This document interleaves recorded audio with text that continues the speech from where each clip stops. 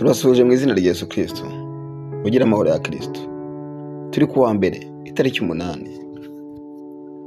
z'ukwezi kwa 12 mwaka wa 2025. Umunsi wa 342 w'umwaka. Rimfasha ry'umunsi.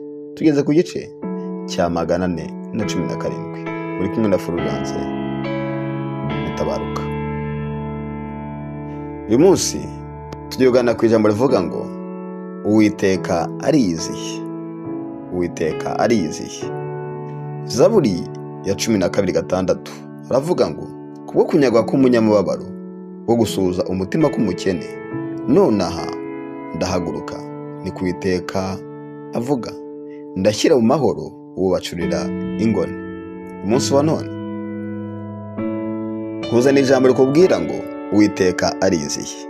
Ntabwo nzi ibintu maze iminsi urwana nabyo, ntabwo nzi ibintu umaze iminsi uhangana nabyo bigukomereye udafitiye igisubizo. Mbehe kwigobotora bisa nkaho byari bikunaniye, ariko uyu munsi wa none nkuzaniye ijambo rivuga ngo kubwo kunyagwa k'umunyamubabaro, kubwo gusuza umutima k'umukene, Bibiliya iravuze ngo nonaha ndahaguruka. Imana irahaguruka, birashyira mu mahoro uwo bacurira ingoni. Byashoboka rero kuba ari wowe uyu munsi wa none urimo unyumva, wari guca mu bintu utarufitiye igisubizo, ariko Uwiteka arakubwiye ngo Uwiteka arihagurukiye aje kukurwanira urugamba. Uwiteka arihagurukiye aje kukugirira neza.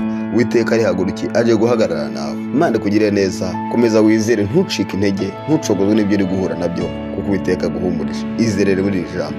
Ndasenze mu izina rya Yesu Kristo, reka mwene data wizeye ukore nawe, mukore ibitangaza n'imirimo, abone neza yawe, umuhoza amarira, abone kugira neza kwawe, umuremere amashyi.